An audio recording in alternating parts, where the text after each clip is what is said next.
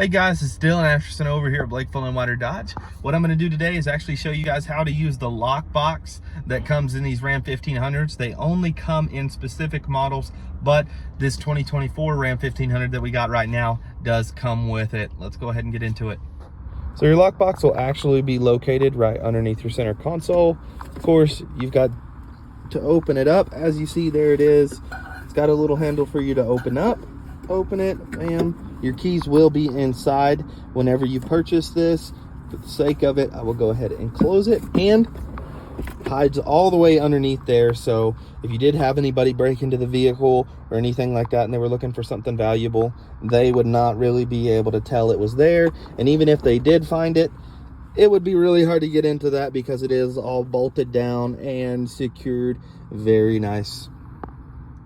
Hey guys, I hope you found this useful. If your Ram 1500 does have a lockbox, that is how you use it. It's super nice and easy, and it's actually really convenient for whenever you're traveling out of town or whatever. Throw anything you need to in there. It's got a lot of storage space. Guys, once again, if you've got any questions, please give us a holler and stop by the store at 9610 Interstate Highway 20. Thank you guys. Have a blessed day.